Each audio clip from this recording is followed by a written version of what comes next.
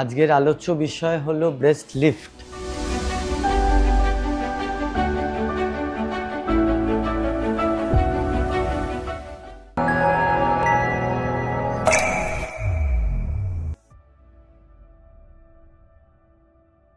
নমস্কার, আমার নাম ডক্টর অনির্বাণ ঘোষ। আমি একজন অ্যাস্থেটিক প্লাস্টিক সার্জন। আমি কলকাতায় প্র্যাকটিস করি।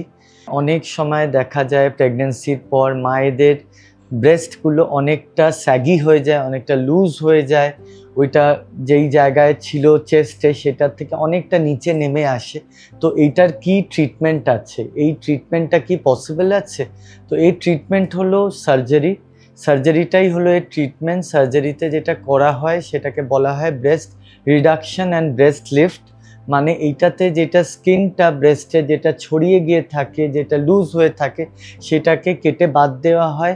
যেই ফ্যাটটা ওপর থেকে নিচে নেমে গিয়ে থাকে সেটার মধ্যে কিছুটা ফ্যাট বাতিল করে কিছুটা ফ্যাট ওপরের দিকে ট্রান্সফার করে দেওয়া হয়। আর এই যে নিপেল জিনিসটা যেটা পুরো স্ট্রেচড আউট হয়ে থাকে সেটাকে একটা গোলাকার দিয়ে একটা নতুন করে ব্রেস্ট তৈরি করে দেওয়া হয়। এই জিনিসটাকে বলা হয় ব্রেস্ট লিফট। এইটা একটা খুবই রিওয়ার্ডিং সার্জারি। মানে এটা একটা আমাদের মমি মেকওভারের মধ্যে এটা একটা সার্জারি, যেটাতে মোটামুটি 3 থেকে 4 ঘন্টা মতন অপারেশন করতে লাগে। এটা আমরা ডে কেয়ারে হিসাবে করি। পেশেন্ট সকালে আসে, আমরা অপারেশন করে পেশেন্টকে বিকেলের মধ্যে ছেড়ে দিই। আর এতে অ্যাজ সাচ কোনো রিস্ক নেই। এটা আমরা জেনারেল অ্যানেস্থেসিয়াতেই করে থাকি।